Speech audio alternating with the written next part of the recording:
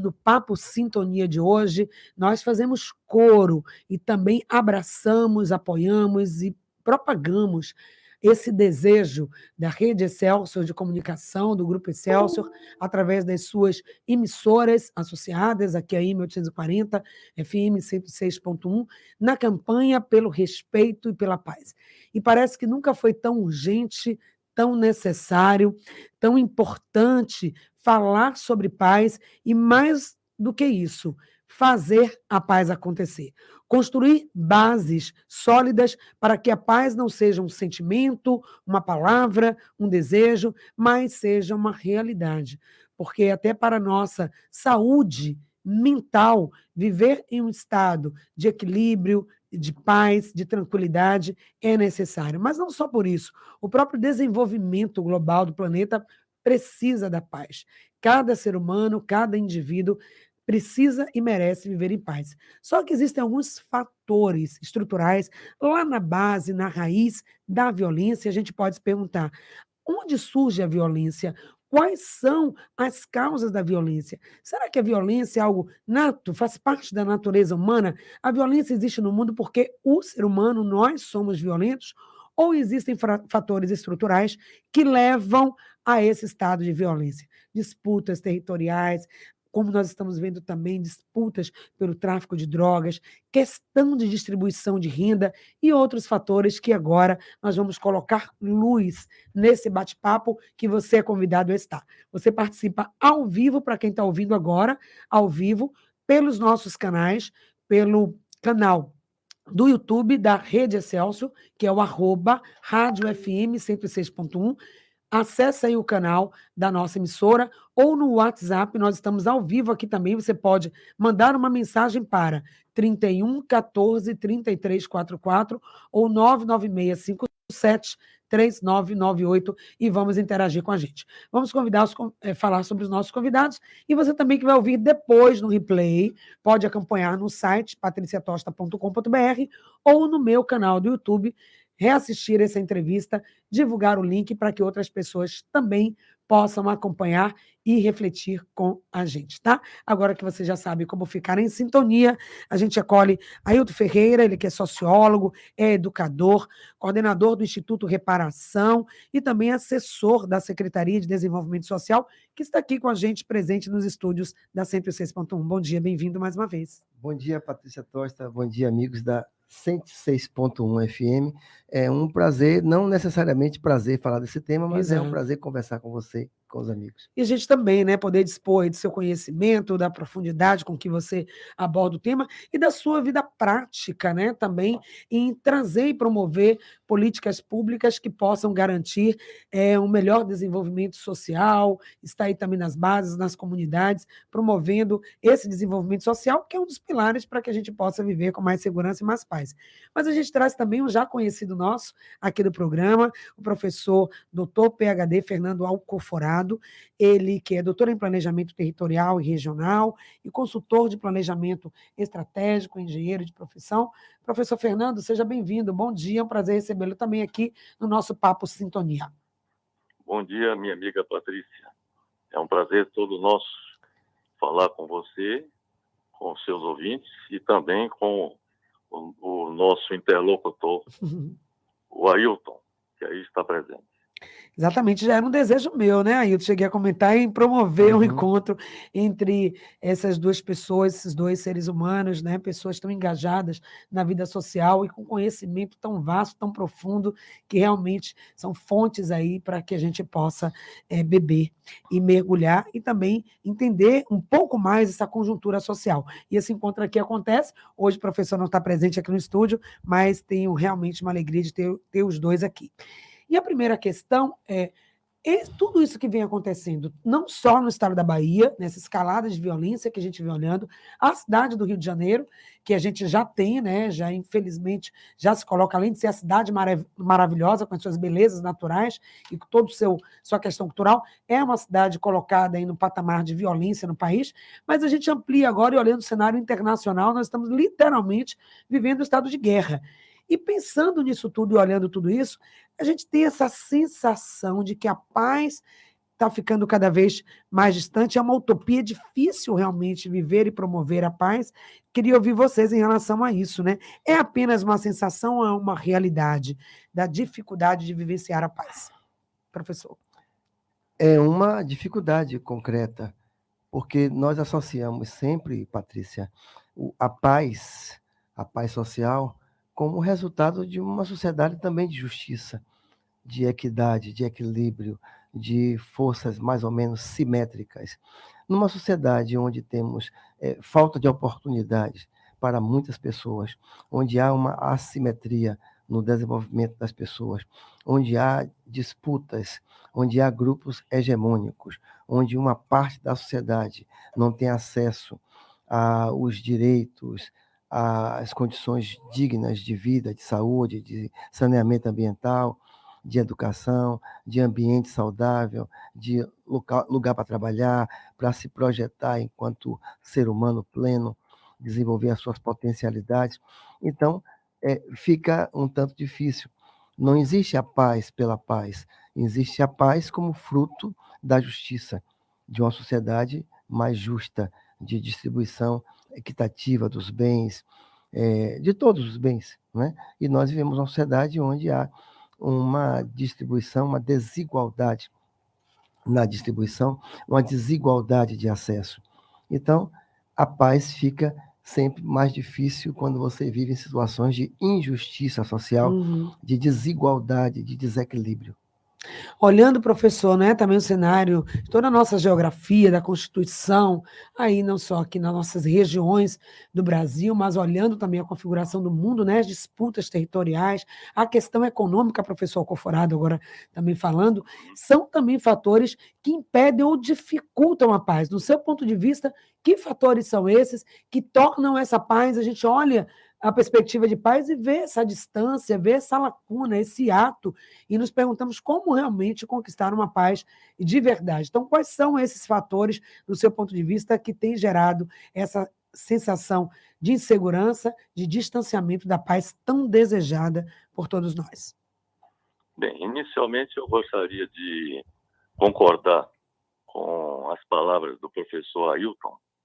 Faço minhas as suas palavras na argumentação que ele apresentou com relação às causas da violência que se pratica no Brasil, por exemplo, no momento, e olhando a questão sobre o ponto de vista global, eu diria o seguinte, que nós devemos pensar em soluções em escala nacional e em escala mundial.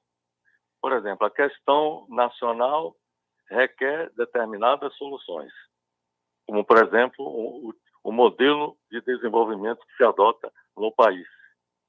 Na escala planetária, nós temos um problema muito sério que é determinante da ausência da paz no mundo, que é a inexistência de um governo mundial, porque a ONU, que deveria exercer, em certa medida, esse papel de mediar os conflitos internacionais, é inoperante.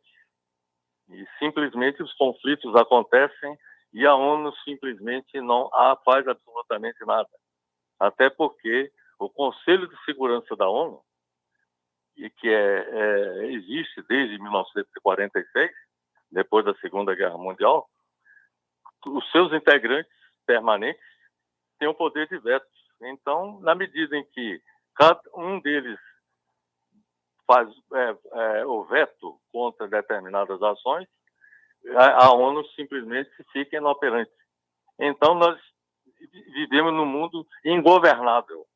E para que a paz seja construída no mundo, é necessário que haja um governo mundial, com um parlamento mundial, com a Corte Suprema Mundial, para que, digamos assim, a ordem democrática em todo o planeta e os direitos dos povos possam ser exercidos e praticados. Agora, quanto ao Brasil, eu tenho a dizer o seguinte, que a violência que existe no Brasil resulta da incapacitação econômica e financeira do Estado brasileiro em praticar justiça social, que foi bem colocada pelo professor Ailton. A justiça social só poderá ser exercida pelo governo na medida que o governo dispõe de recursos. Só que o governo brasileiro se tornou incapaz de realizar esse papel a partir da década de 1990, quando foi introduzido o modelo econômico neoliberal. E a existência desse modelo econômico neoliberal tem contribuído para que o país tenha um crescimento pífio e a arrecadação de tributos pelo governo seja insuficiente para o governo atender até as suas necessidades mais elementares.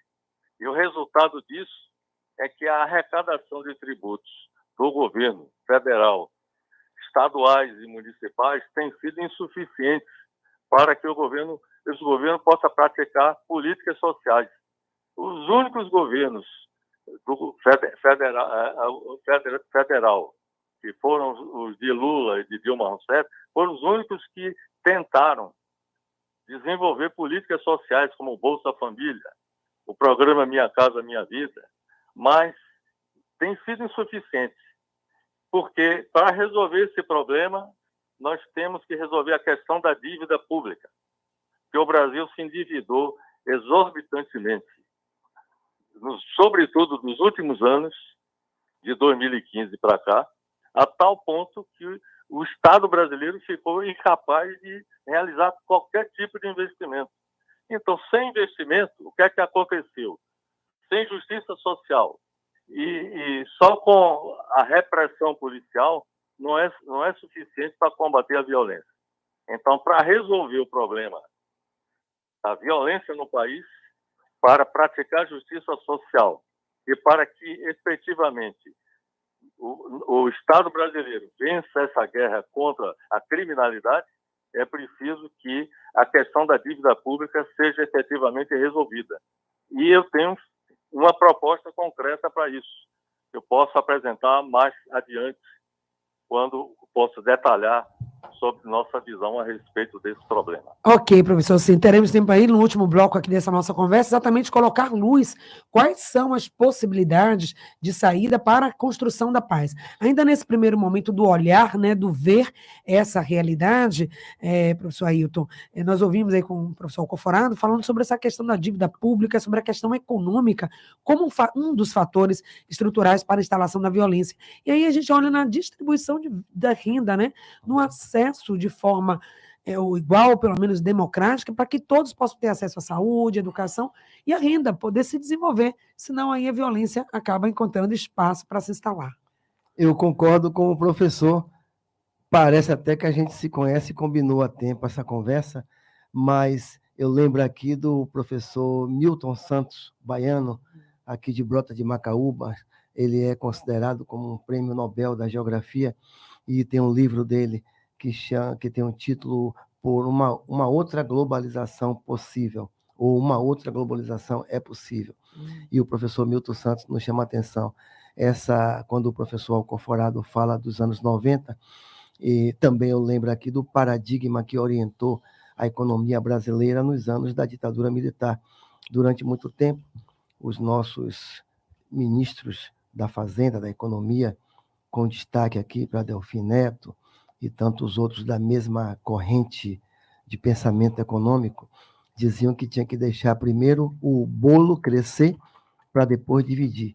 Então, durante a ditadura militar, dos governos militares de Castelo Branco, de Costa e Silva, de Ernesto Geisel, de Médici, de João Batista Figueiredo, prevaleceu essa ideia, primeiro deixar o bolo crescer para depois dividir. E não houve divisão. Nos anos 90, já vencida a ditadura militar, depois da Nova República, o Brasil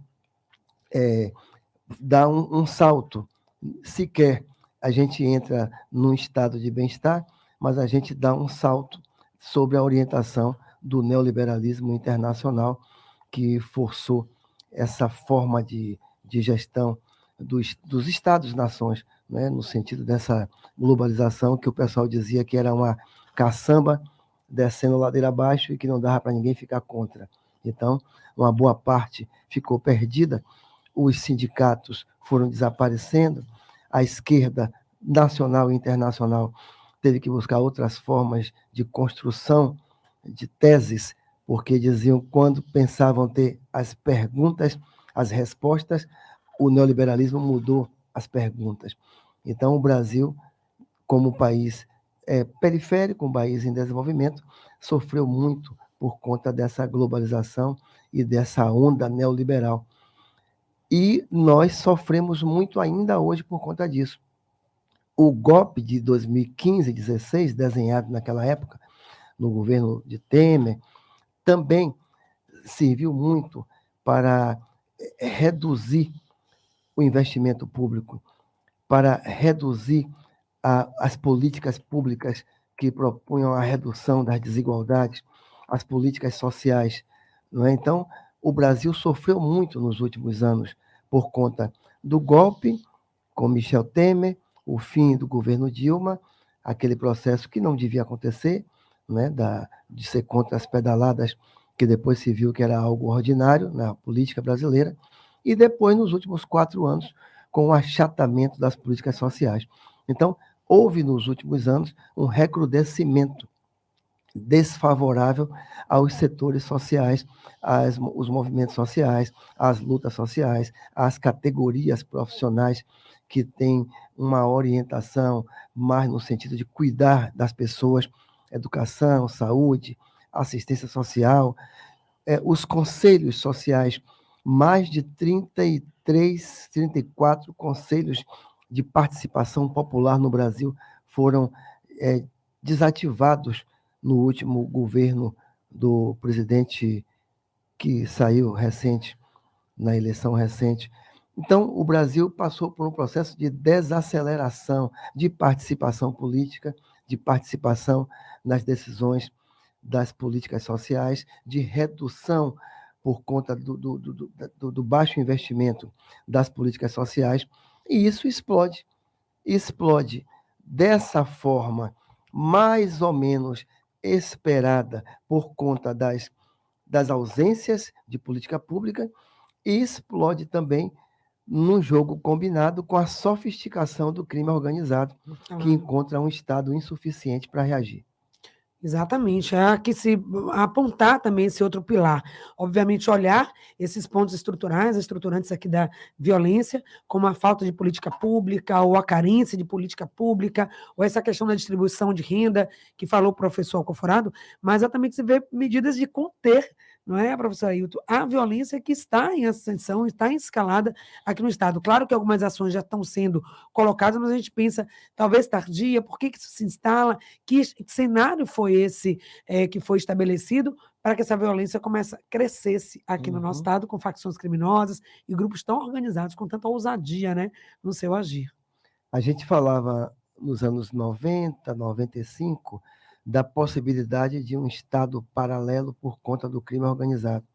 E hoje a gente vê, de verdade, com os nossos olhos, a existência. Não é mais uma suspeita, não é mais uma tese teórica, é uma verdade. Hoje existe um crime sofisticadíssimo, com inserções, multinacional, não é só o crime daqui, da Bahia, do Rio, mas ele é multifacetado, profissionalizado, com inserção em vários lugares da sociedade brasileira, em várias faixas de poderes da sociedade brasileira, com um processo migratório muito forte, uma substituição dessa mão de obra nos estados, nas cidades, nas comunidades de Salvador, da periferia.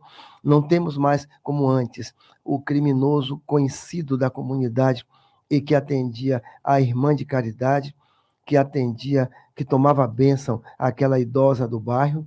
Hoje nós temos uma migração com pessoas que vêm de outros lugares, que se instalam em bases desse crime em vários locais do tecido urbano, nas capitais e também no interior, o Recôncavo está assim, e que requer da gente uma nova concertação. Uma polícia, aí eu tomo aqui a polícia mais... Nos últimos... A polícia do PT na Bahia, por exemplo, com uma certa vocação para a observância dos direitos humanos, e que hoje se vê pega porque ou não sabe o que fazer. Então, estamos diante desse problema. Respeitar os direitos humanos é fundamental, é essencial para a vida, mas, por outro lado, como enfrentar os tiroteios, e aí você tem um senso comum que diz assim, bandido morto bandido bom é bandido morto, e a polícia tem que matar. Os defensores dos direitos humanos dizem, não pode matar, tem que prender para fazer o julgamento digno, como todo ser humano merece. E o povo na rua dizendo, não, mas eu não quero mais isso, eu quero que mate mesmo. E toda a intelectualidade, os operadores do direito, os juristas, os jornalistas, sem saber para que lado vai. E o governo insuficiente, porque não é fácil enfrentar esse jogo que está muito duro, muito pesado, e a gente está sem saber o que fazer, sinceramente. Essa semana, conversando com um coronel experiente, e ele me disse, parece que a gente perdeu. Eu não sei para que lado a gente vai. Vamos investir em educação? Vamos. Não tem outro caminho, a educação é importante. Mas também a educação não será suficiente para a gente dar conta do que temos aí. Políticas públicas de repasse de verbas, de redistribuição de riqueza, de repassar dinheiro para as pessoas, cestas básicas, alimentos, escola. Essas políticas sociais, de um modo geral, são importantes, são fundamentais, mas a gente não sabe até que ponto elas serão suficientes a curto e médio prazo, porque a coisa está muito ruim. O dano feito no tecido social brasileiro, baiano e brasileiro, está muito grande. Então, é diante dessa realidade que a gente se coloca. Daqui a pouco, professor Alcoforado, no próximo bloco, queremos ouvir mais uma vez aí a sua fala, porque nós tocamos aqui no aspecto que é a educação, né? Nós estamos aqui com 2 educadores, 2 professores também inseridos em instituições educativas e de promoção da educação e de políticas públicas, para saber até que ponto, né, um país com mais educação, que invista numa educação de qualidade, será que entre os fatores estruturais que promovem a violência, ou que fazem com que a violência cresça, essa falta de educação, de um cuidado, deixamos um pouco de lado isso, negligenciamos talvez aí um pouco com a nossa educação de base, com orientações para que a nosso jovem possa estar realmente inserido nesse processo, é o que a gente vai querer saber daqui a pouquinho, professor Fernando Alcoforado, trazendo para a gente a sua visão sobre o papel da educação como instrumento para conter, para frear a escalada da violência e, claro, também aí a sua perspectiva do que fazer do ponto de vista econômico, já que distribuição de renda, já que desigualdade social, esse capitalismo que nós falamos aí no primeiro bloco, pode ser também um fator para essa violência, o que fazer? Como a educação pode ajudar e como a gente pode ter uma economia que promova, que facilite a paz. Juntos com você aqui no programa, no Em Sintonia, nesse bate-papo, no Papo Sintonia, com o professor Ailton Ferreira, sociólogo, educador, coordenador do Instituto Reparação, e também com o doutor Fernando Alcoforado, ele que é doutor em planejamento territorial e regional, também consultor de planejamento. Professor Alcoforado, agora de volta nesse segundo momento do nosso programa, pontuar o papel da educação, né, como esse fator estrutural para a violência, para conter a violência. Como você vê esse aspecto, né, da educação e na construção da paz?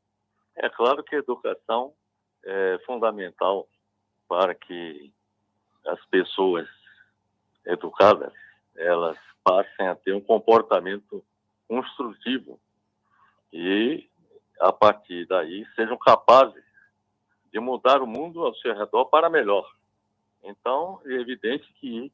Agora, a questão central é como chegar a essa situação, a essa condição da educação cumprir esse papel.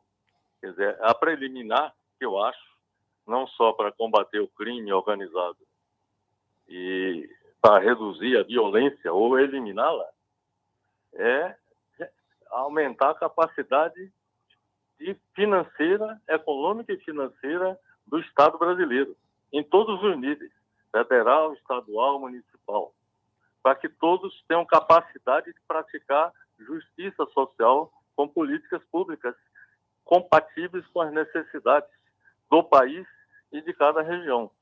Então, a preliminar é essa. Agora, como resolver esse problema? Para resolver esse problema, é necessário que a questão, volta a insistir na questão de fazer com que a dívida pública seja enfrentada e resolvida no país. Não é possível que, no Brasil, por exemplo, cerca de 40% dos recursos do governo federal sejam utilizados para o pagamento dos juros e amortização da dívida pública, enquanto que 14% é destinado para os gastos sociais. Outro aspecto, apenas 10% são recursos da União transferidos para os municípios. E todos nós sabemos que a grande maioria dos municípios brasileiros sobrevivem graças à transferência de recursos do governo federal. Ora, se o governo federal, os estados e os municípios não dispõem de recursos, não terá a mínima condições de enfrentar o crime organizado, que é multinacional, conforme foi dito pelo professor Ailton. Então, o que ocorre é o seguinte: o governo brasileiro, além dessa questão da dívida, que se acumulou ao longo do tempo por conta da existência de um modelo econômico neoliberal que comprometeu o desenvolvimento do país, nós tivemos também o golpe de misericórdia contra o Estado brasileiro, que ocorreu com a imposição da política do teto de gastos governamentais adotado pelo governo Michel Temer e da autonomia do Banco Central adotada pelo governo Jair Bolsonaro. O que é que aconteceu com a política do teto de gastos? Praticamente o governo ficou sem condições de investir absolutamente em nada, inclusive no setor social. E com a autonomia do Banco Central, o Brasil passou a praticar a política de juros, as maiores taxas de juros do mundo. Ainda são praticadas as políticas de juros no Brasil, são as maiores do mundo. De modo que, com essa política de juros elevada, isso aumentou a dívida pública. A dívida pública aumentou não só pelo déficit do governo, pelo déficit público, mas também por conta das taxas de juros que incidem sobre a dívida. Então, essa dívida cresceu vertiginosamente, exponencialmente, e é preciso parar com esse processo de endividamento crescente. E a minha sugestão para que isso aconteça é que o governo federal reduza os encargos com o pagamento dos juros e amortização da dívida pública, renegociando com seus credores, sobretudo com o sistema financeiro, que são os maiores credores do governo federal. E observe que essas taxas de juros praticadas pelo Banco Central atendem aos interesses do sistema financeiro. Então é preciso acabar com essa farra da política de juros alta, porque compromete o desenvolvimento do país. Então é necessário, repito, que haja a redução dos encargos com pagamento de juros e amortização da dívida pública, negociando com seus credores o alongamento do pagamento dessa dívida, para que o Estado brasileiro disponha de recursos para investimento em vários setores, inclusive no setor social. Isso. Além disso, é preciso abandonar o modelo econômico neoliberal, substituindo pelo modelo econômico de bem-estar social nacional desenvolvimentista, adotando a curto, médio e longo prazos amplas medidas de justiça social e de educação, que são as mais eficazes soluções para eliminar a violência no futuro no Brasil. Mas, de imediato, é preciso combater o crime organizado e restringir o uso de armas de fogo junto à população. Para isso, é preciso que haja recursos financeiros para que a ação policial, por exemplo, contra o crime organizado, possa se tornar efetiva. Além disso, é necessário reforçar imediatamente a ação policial com a criação de leis punitivas de delitos e a construção de penitenciárias que sejam humanizáveis, porque uma das condições para que o crime continue crescente no Brasil é a existência de penitenciárias desumanas no Brasil. Isso aí, vários fatores, várias questões, né? Proposições do professor Fernando Alcoforado, para que a gente possa conter a onda de violência. Ailton, também, falamos no início aí desse bloco sobre educação e vimos aí algumas possibilidades de colocar uma luz no fundo desse túnel. Queremos ouvir também você sobre a questão da educação e sobre o que fazer realmente para que a gente possa viver uma sociedade de paz. Eu quero cumprimentar e concordar também com o nosso querido professor Alcoforado. Concordo com ele quando ele fala da questão da economia.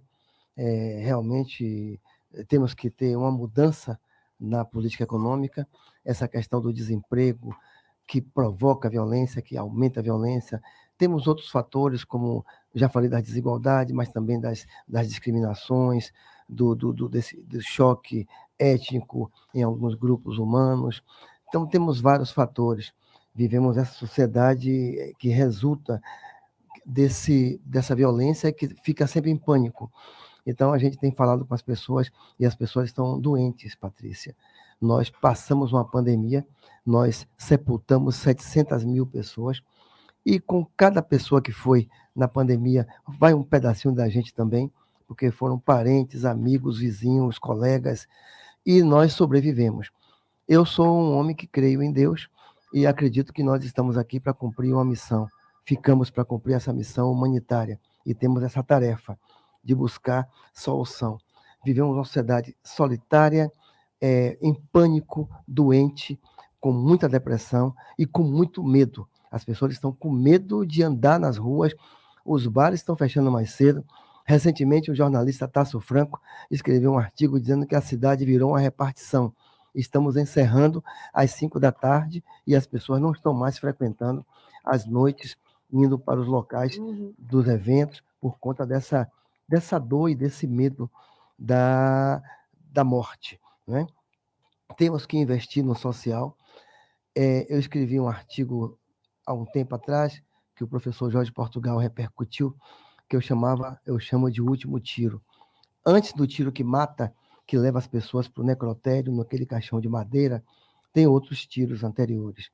Esse tiro, às vezes, é a falta de escuta, é a falta de política pública, é a falta de teatro, de lazer, é a falta de desportos, é a falta de colo, de afeto, é a falta de família, é a ausência do pai responsável, que muitas das vezes também faz filho larga por aí, é a ausência de uma escola completa que ouça os alunos e as alunas com uma pedagogia inclusiva.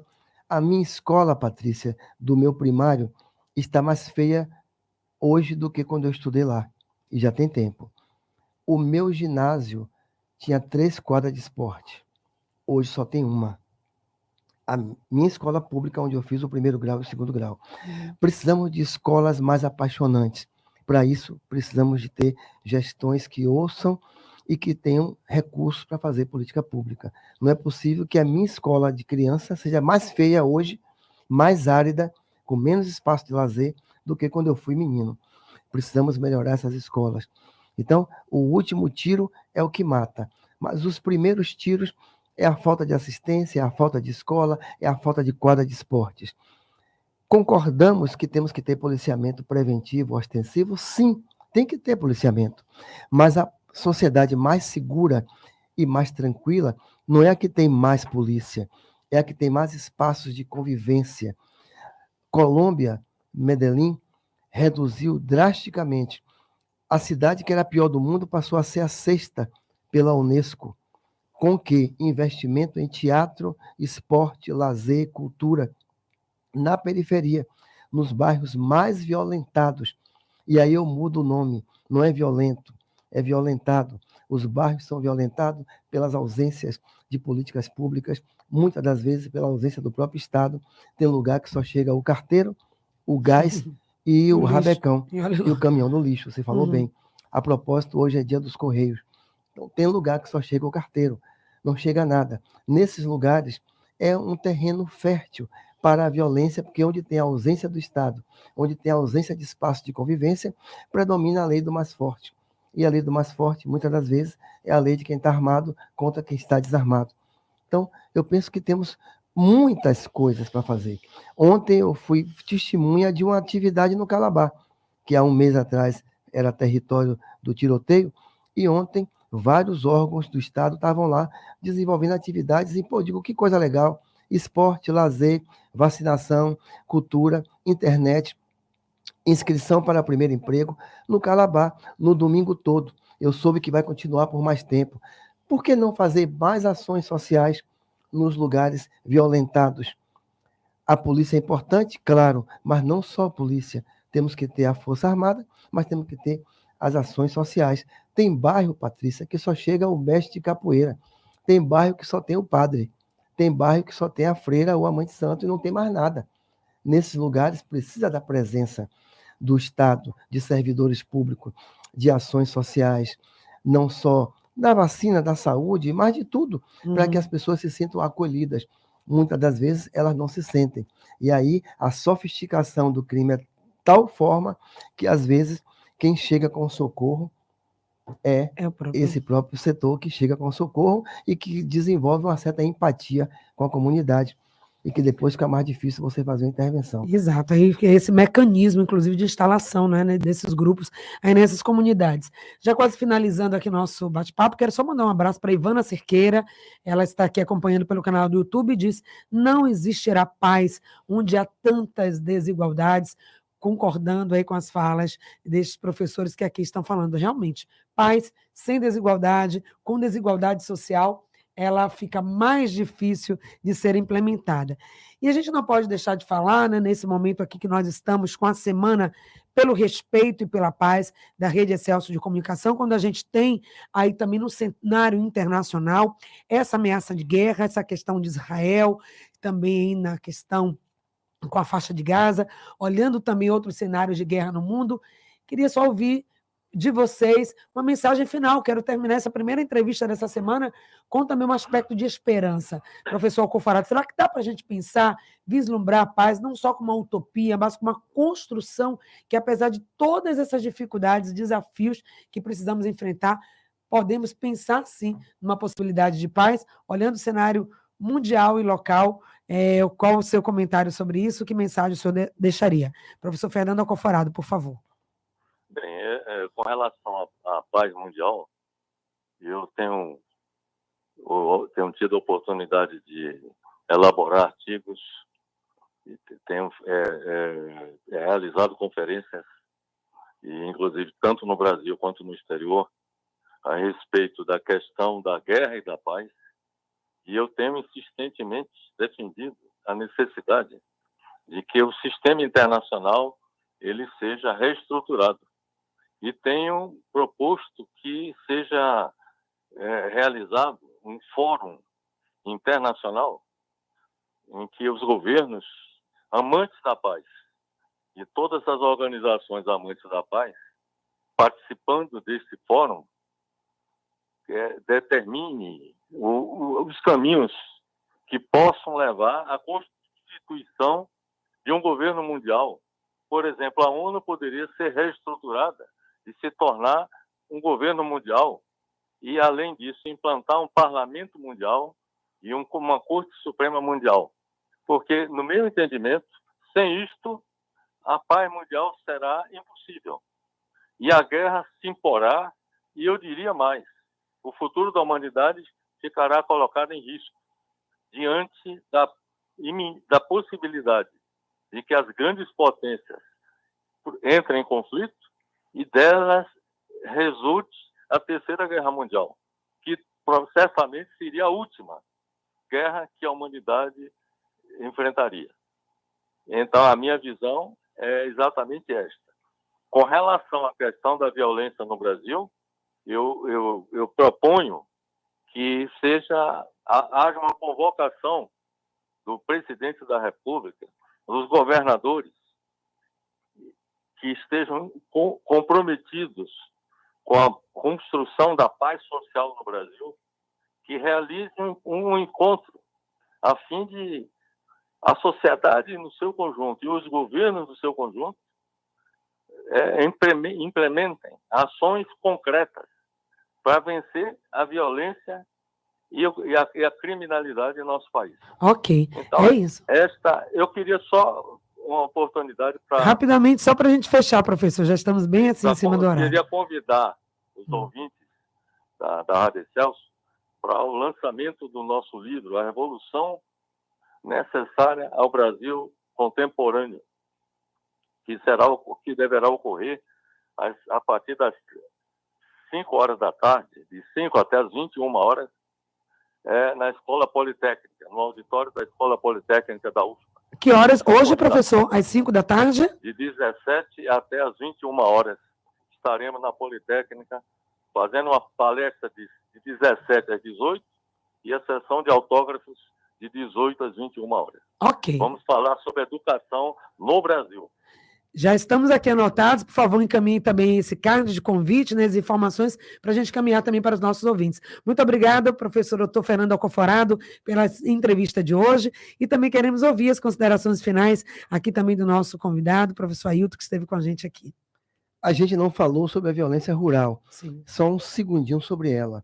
Nós temos esse fato, violência nas áreas rurais, por conta também das desigualdades, por conta também das desigualdades históricas colonizadoras, né, que fizeram com que as terras ficassem em mãos de poucas pessoas. Então, hoje nós temos indígenas, ciganos, ribeirinhos, pescadores, marisqueiras, povos ciganos, povos quilombolas, que o ex-presidente chamava de media em arroba e que não servia nem para reproduzir.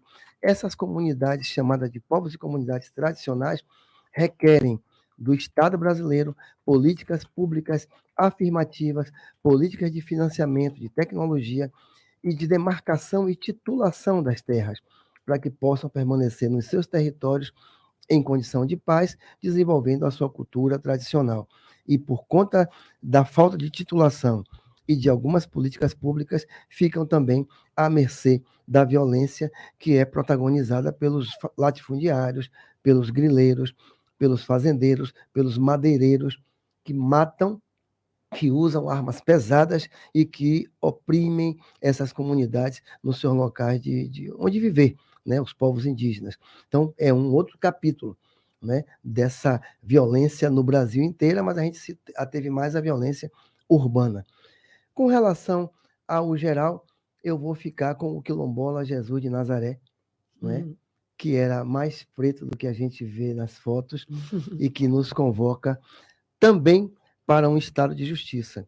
É quando as pessoas falam do Jesus, a gente não pode falar do Jesus passivo, mas eu falo do Jesus revolucionário, que quando a casa do pai foi ameaçada, ele teve a coragem de tirar os vendilhões do templo. Sim. Então, nós estamos aqui De uma forma firme, né, de forma firme e tentando fazer o que Jesus faria se estivesse agora em nosso lugar, com tanto feminicídio, com tantas mulheres sendo assassinadas, com tantos jovens sendo assassinados. O Brasil, só em 22, foram 65 mil pessoas sepultadas, vítimas de arma de fogo. Dessas, 77% jovens, na sua maioria pessoas negras. O que é que o Nazareno faria aqui agora? Então, vamos tomá-lo como exemplo. Ele não pode ser uma imagem na parede ou um quadro para enfeitar a nossa sala. A imagem do Jesus quilombola de Nazaré deve ser símbolo e modelo.